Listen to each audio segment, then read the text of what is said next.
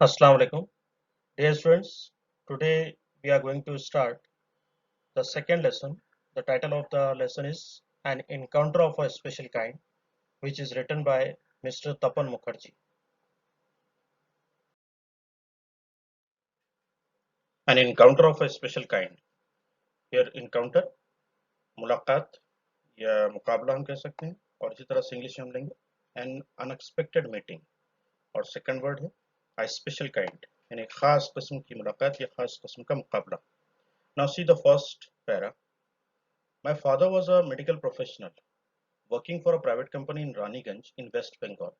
यानी राइटर कह रहे हैं कि उनके जो फादर थे वो क्या थे, मेडिकल प्रोफेशनल थे, यानी मेडिकल के प्रोफेशन से उनका ताल्लुक था, जो वेस्ट बंगाल में एक रानीगंज एक मकाम वाक़ई है, वहाँ वो अपनी खिदमत अंजाम दे रहे थे. The officers of the company were housed in individual bungalows, और वहाँ पे कंपनी में जो भी ऑफिसर्स थे वो लोग इंडिविजुअल बंगलोज में रहा करते थे. इंडिविजुअल बंगलो इनफरादी बंगलों में रहा करते थे, बंगले में रहा करते थे. Inside a large campus, our house was in a corner of the campus, और हमारा जो घर था वो कैंपस के कॉर्नर में वाक़ था. The officers club was adjacent to the boundary wall of our garden, और जो ऑफिसर्स क्लब था वो एडजेसेंट, एडजेसेंट यहाँ पे हम मुत्तसिल ले सकते हैं, ये जुड़ा हुआ किससे, बाउंड्री वॉल से, गार्डन की जो बाउंड्री वॉल थी उससे जुड़ा हुआ था. The compound was luxurious, luxurious आराम व आसाइश से लैस. अब यहाँ कौन सी चीजों से लैस था, with green grass, colourful flowers and a host. Host एक तो हम मेजबान के लिए लेते हैं हॉस्ट, और दूसरा यहाँ जो इस्तेमाल हुआ है वो लश्कर या फौज के लिए. अब कौन सी चीज या लश्कर लश्कर या फौज थी, tall and majestic trees, tall and majestic trees. Majestic यहाँ पे हम शानदार के लिए ले सकते हैं, शानदार दरख्तों के का एक लश्कर या फौज थी.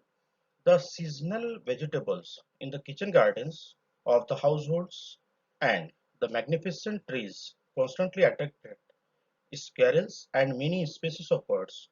और क्या होता था वहाँ, जो सीजनल वेजिटेबल्स होती, सीजनल वेजिटेबल मौसमी जो सब्जियां होती थी उनके किचन गार्डन में वो, और magnificent trees, magnificent it is similar word for majestic जो हमने अभी देखा है. तो वो जो शानदार दरख्त थे और सीजनल वेजिटेबल्स थी वो क्या करती, कॉन्स्टेंटली अट्रैक्टेड, कॉन्स्टेंटली मुसलसल अट्रैक्ट करती यानी रागिब करती स्क्वेरल्स को और मेनी स्पीसीज ऑफ बर्ड्स, यानी बर्ड्स की और भी जो दूसरी नस्ल होती है उनकी. A group of langurs, langurs यानी बंदर की एक नस्ल हम कह सकते हैं, had even made their den, den जानवरों के रहने की जगह, रहेगा, कहाँ बनाया था, in an ashwattha tree nearby, वहां पे जो करीब में अस्वथा ट्री था उसमें उन्होंने अपना एक डेन बना लिया था. They had all become a part and parcel of our existence and daily life. Existence वजूद, डेली लाइफ रोजमर्रा की जिंदगी. तो वो राइटर कह रहे हैं कि वो जो चीजें थी वो उनकी जिंदगी का एक पार्ट एंड पार्सल बन चुकी थी, यानी अहम हिस्सा बन चुकी थी. ये फ्रेज है जिसको हम अभी लैंग्वेज स्टडीज में तफसील से देखेंगे. See here apostrophe S, writer ने यहाँ पे एपोस्ट्रोफी एस इस्तेमाल की है. Apostrophe S, see the fifth line. Apostrophe S हम कब देते हैं, जब हमको कोई चीज का पोजीशन दिखाना रहता है, इट शोज पोजीशन, है ना. का की के, ये चीजें बहुत सिंपल है जो आपको पता है, लेकिन यहाँ वाजे करना इसलिए कि लैंग्वेज स्टडीज में हम जो भी टॉपिक्स लेंगे वो तमाम टॉपिक्स का ताल्लुक कहाँ से है, जो हमारा बोर्ड का पेपर रहता है उसमें क्वेश्चन नंबर 1 जो रहता है, उसका नाम ही क्वेश्चन का लैंग्वेज स्टडीज रहता है और वो 10 मार्क्स के लिए रहता है, और उसमें तकरीबन जितने क्वेश्चंस बनते हैं वो इन्हीं टॉपिक्स के बेस पे बनेंगे. आगे भी जो हम, ये तो बहुत सिंपल टॉपिक है, आगे भी कुछ ऐसे टॉपिक रहेंगे जिन्हें डिफिकल्ट समझा जाता है, वो होते नहीं है. तो उन्हीं के बेस पर हम लैंग्वेज स्टडी के सेक्शन को भी कवर कर सकते हैं, इसलिए थोड़ा इसको केयरफुली लें. Second grammatical aspect is used by the writer, that is punctuation mark.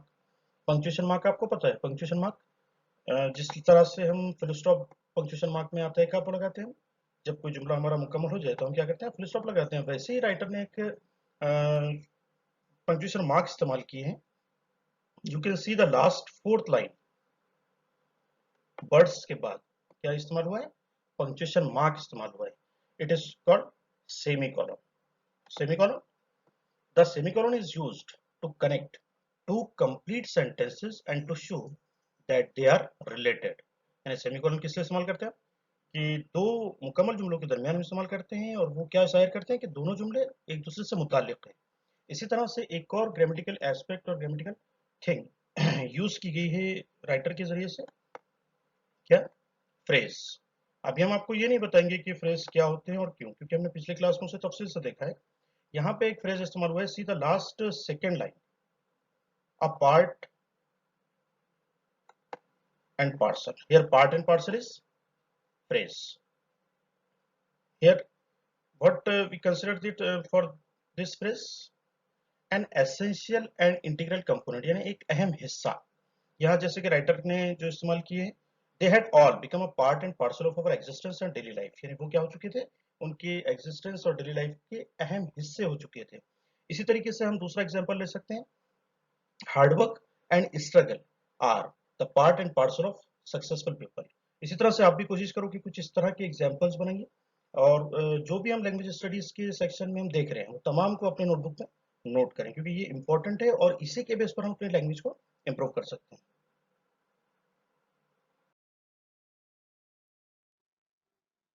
See the next para. A small incident on a Saturday afternoon left a profound effect on me. Here incident हम वाकये के लिए ले सकते हैं। Writer कह रहे हैं small incident on a Saturday afternoon left a profound effect on me, यानी सैटरडे की आफ्टरनून को एक छोटे से वाकये ने उनके ऊपर एक प्रोफाउंड इफेक्ट डाला। यहाँ पे प्रोफाउंड इफेक्ट हम समझ के ले सकते हैं गहरा असर। एंड अनफोल्डेड, अनफोल्डेड रिवील्ड हम इंग्लिश में लेंगे और उर्दू में जाहिर होना, ये जाहिर किया क्या, before my eyes a whole new dimension, यानी न्यू फैक्टर उनकी आंखों के सामने जाहिर हुआ। किससे मुतालिक? टू द वंडर्स, वंडर्स अजायबात of God's creation. God's creation, Allah रब्बुल इज़्ज़त की जो तख्लीक़ात है, उन तख्लीक़ात, उन अजायबात में से एक अजूबे से वो मुतारिफ हुए, उन्हें इल्म हुआ। It was a few days into the Puja vacation. Here Puja vacation, just like in Maharashtra we have Diwali vacation, same as in West Bengal there is Puja vacation. तो पूजा वैकेशन को कुछ ही दिन हुए थे।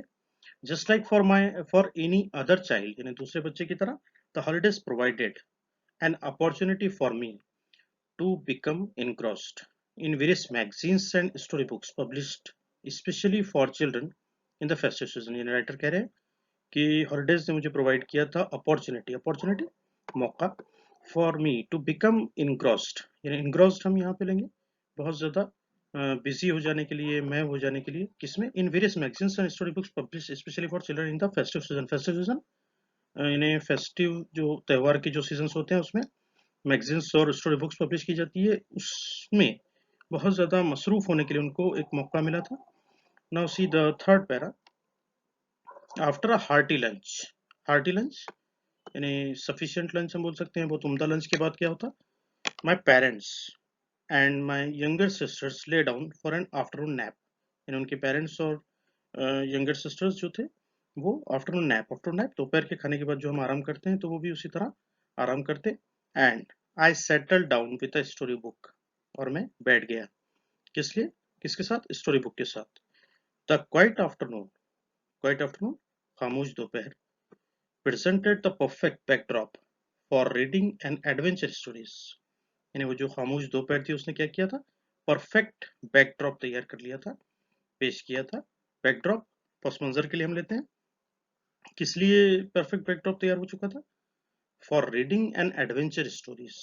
एडवेंचर स्टोरी, एडवेंचर वर्ड इस्तेमाल करते हैं हम लोग, यानी कुछ तख्लीकी नौइयत की कहानियाँ, या फिर हम ले सकते हैं बहादुरी से मुतालिक कहानियाँ, तो उसे वो पढ़ने के लिए उन्हें एक अच्छा बैकड्रॉप जो है पस मंजर तैयार हो जाता। The silence was occasionally broken, और फिर क्या होता, वो जो साइलेंस तैयार हुआ था वो ओकेजनली ब्रोकन, यानी कभी कभी क्या होता, टूट जाता, किससे, by the sound of my family snoring. Snore जो हम नींद में खराटे लेते हैं, दैट इज स्नोर। तो फैमिली जो आराम करती है, इनकी जो स्नोरिंग होती है उससे कभी उनका साइलेंस ब्रेक हो जाता। इसी तरह से the intermittent chirping, intermittent frequently, यानी बार बार जो chirping of sparrow, house sparrows, उससे भी उनका एक साइलेंस ब्रेक होता। इसी तरह से the harsh calving of a crow, harsh calving यानी तेज जो कविंग होती है किसकी, क्रो की, उससे भी उनका साइलेंस ब्रेक होता। और आगे the shrill call of a kite flying high above the ground, यानी जो श्रिल, श्रिल यहाँ पे very high and loud sound, यानी जो श्रिल होती यानी बहुत तेज आवाज होती किसकी, जब पतंग हम देखते हैं उड़ाते हैं तो क्या होता है, एक तेज सी आवाज होती है, वो आवाज से भी उनका जो साइलेंस है वो ब्रेक होता। मिनट्स टिक बाय, यानी वक्त गुजरता गया। I became deeply absorbed in the book, और राइटर कह रहे हैं I became deeply absorbed, absorb generally हम किससे इस्तेमाल करते हैं, नहीं जज्ब होने के लिए, लेकिन यहाँ पे जज्ब होने के लिए नहीं, बल्कि बहुत ज्यादा बिजी हो जाने, बहुत ज्यादा मैं हो जाने के लिए, यानी राइटर जो है बहुत ज्यादा बिजी हो गए थे बुक में। Now students see some language aspects which are used by the writer in this, in these two paras. First thing, apostrophe s, जिसको हमने फर्स्ट पैरा में भी देखा है। यहाँ पे थर्ड लाइन में राइटर ने क्या इस्तेमाल किया है, एपोस्ट्रोफी एस। इसी तरह से एक लैंग्वेज स्टडीज में हमें टॉपिक है वॉइसेस, चेंज द वॉइस। इसमें क्या होता है, कोई एक वॉइस में सेंटेंस होता है, नहीं हमारे दो वॉइसेस है, एक्टिव वॉइस और पैसिव वॉइस। और एक्टिव वॉइस में अगर सेंटेंस रहा तो हमें उसे पैसिव में चेंज करना रहता है, और अगर पैसिव वॉइस में सेंटेंस रहा तो हमें उसे एक्टिव में चेंज करना होता है। अब यहाँ जब हम चेंज करने जाते हैं उसे हम तफसील से अपने लैंग्वेज स्टडीज में देखेंगे, लेकिन यहाँ अभी हमको सिर्फ इतना क्लियर करना है कि जब भी हम चेंज करने जाएं तो हमें ये क्लियर हो जाए कि जो सेंटेंस है वो एक्टिव है या पैसिव है। अब यहाँ राइटर ने एक सेंटेंस इस्तेमाल की है, see the last fifth line, the silence was occasionally broken by the sound of etcetera, यानी यहाँ जो सेंटेंस है इस्तेमाल हुआ है that is in the passive voice. Why, see the definition, the passive voice is used when we want to emphasize the action and the object of a sentence rather than subject।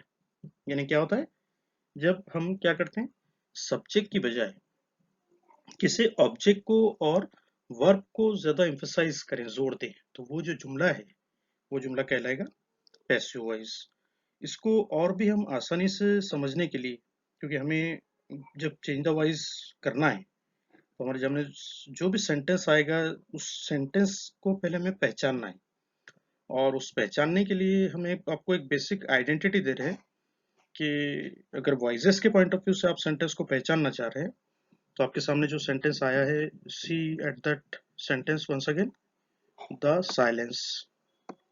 In this sentence writer has used this word by, यानी जिस भी sentence में अगर active और passive के point of view से आप sentence को कंफर्म करना चाह रहे हैं तो जिस सेंटेंस में बाय रहेगा वो सेंटेंस आपका कहलाएगा passive voice.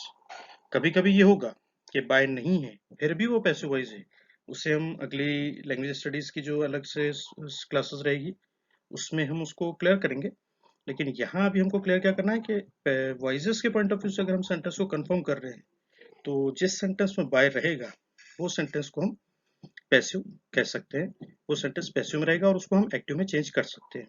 Now students, today we have seen 3 paragraphs, and in the next class we will continue the remaining paras.